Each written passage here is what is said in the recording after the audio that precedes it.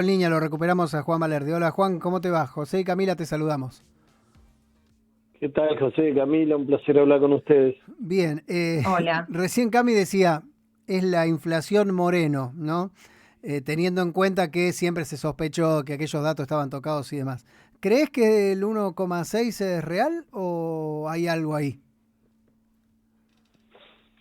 Mira, más allá de que sospecho que hay cierta creatividad contable adentro del INDEC ahora, lo que está claro es que no refleja la sensación de poder adquisitivo de la gente que tiene ingresos formales y sobre todo de las que tiene informales. Dentro de los formales Ujú. están los jubilados y los empleados en relación de dependencia que están blanqueados y en los informales todo el resto. Toda esa gente no se siente de alguna manera que solo le haya pegado el 1,6% de aumento y 0,6% de alimentos en el mes de junio. Ahora, Claro.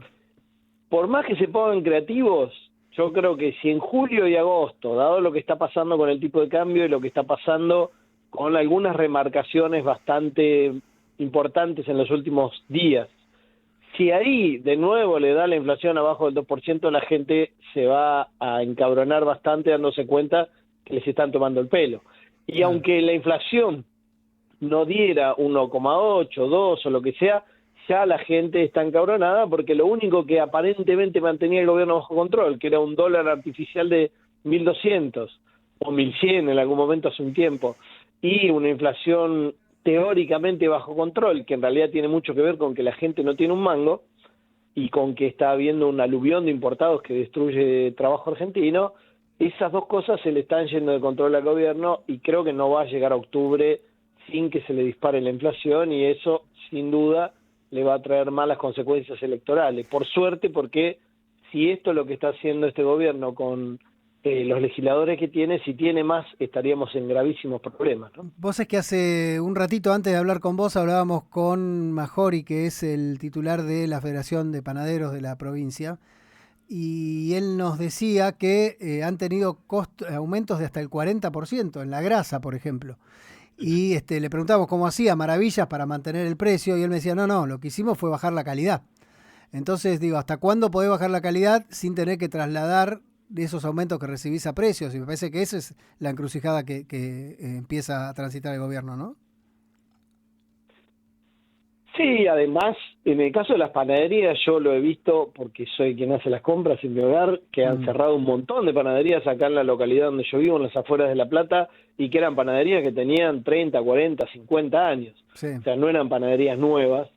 Y hay muchos rubros en los cuales se están viendo los cierres de negocios que no alcanzan a vender para mantener abierto. Las cadenas por ahí tienen más espalda y están aguantando, y hay más concentración y eso también incluso en algún momento va a repercutir en que suban más los precios cuando haya recuperación. Pero la recuperación está muy lejos. Lo que pasa es que esta concentración y destrucción de trabajo y de empleos en comercios y los propios comercios es un costo que el gobierno no ha visto reflejado todavía en elecciones, pero que en octubre podría ocurrir. sí. Lo que nos decía él también que muchas panaderías lo que hicieron fue cerrar sus puertas y seguir fabricando adentro de manera clandestina, sin pagar impuestos. Que eso es otra cosa, ¿no? Que la Totalmente. recaudación... Mi panadería en la cual yo compraba desde hacía muchos años, hace eso. Ujú. Cerró y produce y vende a comercios que no le factura, digamos, y no tiene venta al público, ni cartel, ni nada.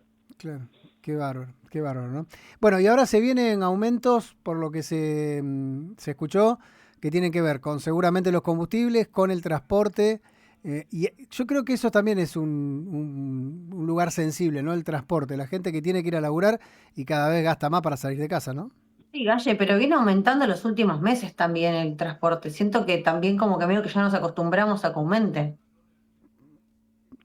Lo que pasa, obviamente, que es muy relevante dentro de los costos de quienes van a tener sus actividades, sobre todo porque la no suba exponencial del desempleo tiene que ver con que mucha gente ahora no solamente no se puede dar el lujo de estar desempleada, sino que tiene más de un trabajo y en hogares donde trabajaba solo uno de los dos progenitores, ahora trabajan los dos y tal vez algún hijo. Entonces, el costo del transporte es un costo muy relevante, así como el de comer fuera de casa, y al mismo tiempo, si te dicen que van a aumentar los combustibles, los propios transportistas que ya están desde hace un tiempo quejándose de que no le dan los números, piden aumentos para ellos mismos para cubrirse de ese aumento del gasoil.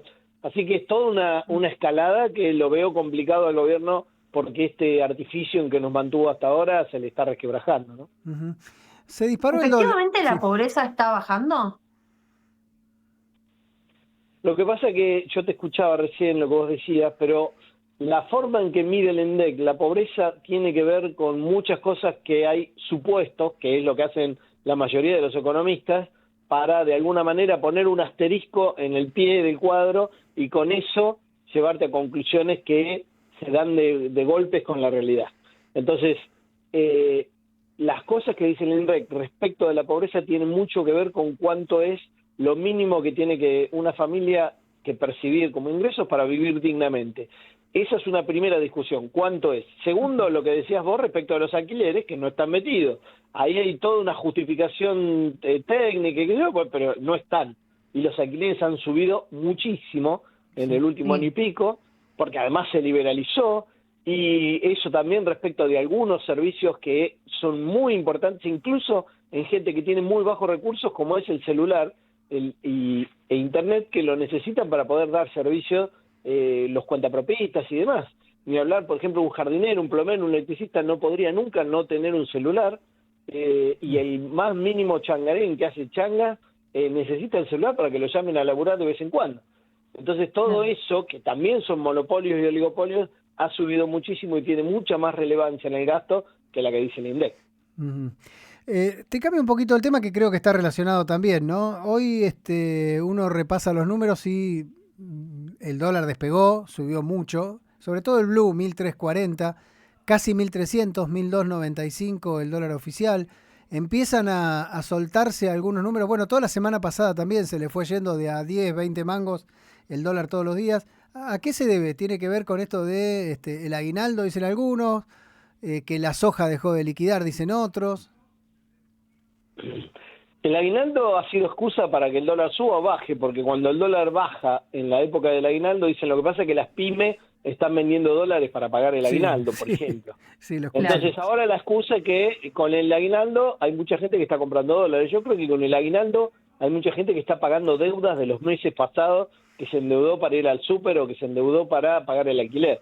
Así que no creo que el dólar haya subido por eso, sí porque los que están jugando a la bicicleta financiera, la timba llamada eufemísticamente carry trade, están empezando a salir. Y cuando salen, se llevan dólares. Y cuando se llevan los dólares, empiezan a arrastrar la cotización del oficial y por ende también la de los financieros, que son el contado con liqui y el MEP, y también la del ilegal, que es el blue, y todos esos se supone que van a reaccionar para uno u otro lado cuando el gobierno intervenga, cuando llegue a 1400. Ahora, si el dólar oficial llega a 1400 en las próximas semanas, y el gobierno con toda su artillería, que es poca porque tiene pocos dólares en el central, y de hecho la mayoría ya son dólares de los ahorristas del banco y no dólares de libre disponibilidad. Si no puede parar el dólar en 1400, ahí prepárate porque cuando los que están jugando a la activa financiera y todavía están adentro, o la gente que tiene dólares en el banco, o los que todavía están dudando si tener pesos o dólares, vean eso, van a ir en masa a buscar los dólares y se va a generar un gran problema. Sí, una corrida, lo que conocemos como una corrida. Digo, porque también a nosotros nos queda lejos, parece, pero que el JP Morgan haya dicho, muchachos, vayan levantando los trapos que nos vamos, me parece que es una señal, ¿no? Bueno, es que justamente había varios de estos jugadores que a fines de marzo, principio de abril, habían empezado a irse, se fueron en una semana más de 5.000 millones de dólares, que casualmente, y no tanto, es lo mismo que se fue la primera semana de marzo del 2018 y que Sturzenegger les vendió en ese momento, si no recuerdo mal, a 22 pesos aproximadamente. Fíjate lo que es la Argentina, ¿no? Y para cubrir a los fondos que empezaron a salir en marzo del 2018.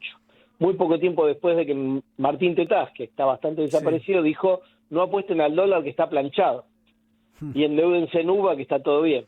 Entonces digo, para los que tenemos memoria, vemos que se fuguen 5.000 palos a fin de marzo, principio de abril, fue una primera señal y ahora vamos a ver cómo se van de nuevo esos fondos y JP Morgan le está dando consejos a sus asesorados de decirle, muchachos, se acaba la timba, se acaban los fondos para cubrirla cuando tengan que salir, salgan primero porque si no después no va a haber dólares. Claro. Cuando escuchás que el ministro de Economía le dice a un grupo de empresarios, si te parece barato, comprá, campeón, ¿te muestra algo? ¿Te da indicio de algo?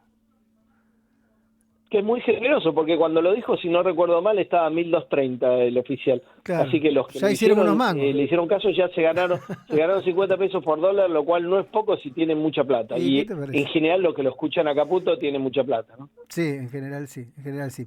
Bueno, ¿cómo ves lo que viene? Porque encima hay un clima electoral, un escenario electoral que la gente también, además, la gente, digo, no hablo del tipo común, digo, aquel que tiene la clase media alta que puede tener un mango y sobre todo los grandes jugadores de esta historia, siempre los años electorales aprovechan para hacer algún negocito ahí. Sí. ¿Crees que esto no- ¿Coincidís con lo que dijo Fantino?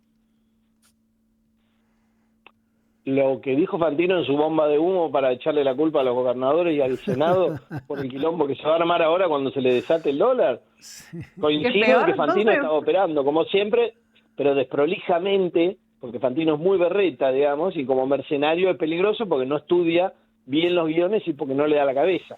Entre otras cosas, pues la tiene quemada por ciertas sustancias, pero digo, esa bomba de humo le salió mal, porque alertó a un montón de gente respecto de algo que, si bien estaban tratando de echarle la culpa a los gobernadores y a la gente que está en el Congreso, alertó un montón que estaban por ahí distraídos, no a los fondos, por cierto, que siempre tienen información interna y privilegiada, y eso hace probablemente que algunos de clase media alta y clase alta que estuvieran distraídos hayan ido a comprar dólares o hayan apurado la compra de pasajes al exterior o la compra de chucherías de China, de Shein, o ropa, o lo que sea, de Shein, de Alibaba, o de todas las plataformas que están explotando exponencialmente, ¿no? Sí.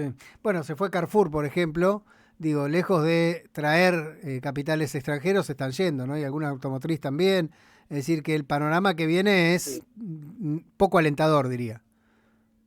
Ojo con eso de las multinacionales que se van, porque no es que cierran y le ponen un candado y vaciaron todo, se la venden a alguien. Ese que compra, tengo la casi certeza de que compra adentro del régimen del RIGI, Sí. porque el RIGI no necesariamente implica que traigan los dólares del exterior. Como este gobierno es tan trucho, te mete en un régimen especial de inversiones, aun cuando la guita ya está en la Argentina y es un pase de mano de algo como un supermercado, un hipermercado o una empresa de lo que sea. Entonces, si entran esas inversiones, entre comillas, que es un pase de manos por el RIGI, tienen un montón de condiciones especiales y de exenciones que estos muchachos agarran. Puede ser que no sea un mandatario de Carrefour que está en una guarida fiscal mal llamado paraíso, también puede ser que lo sea, pero en todo caso el que entra lo está haciendo porque tiene esa perspectiva, ¿no? Bueno, de hecho, creo que el principal oferente es la anónima, ¿no? De Marcos Peña, Brownie, etcétera. Con lo cual no me extrañaría. Bueno, 2 más 2 son 4, ¿no es cierto? Claro, por eso. Como es ladra, mueve la cola, ¿no? Y tiene 4 patas. Exactamente, Más o menos por ahí. exactamente. Cami, ¿te quedó algo por ahí o lo saludamos No, a Juan? perfecto, gracias, fue muy claro. Gracias, Juan. Un abrazo grande, ¿eh? Abrazo grande, hasta la próxima. Nos vemos. Juan Valeri, que es Gracias. economista, docente.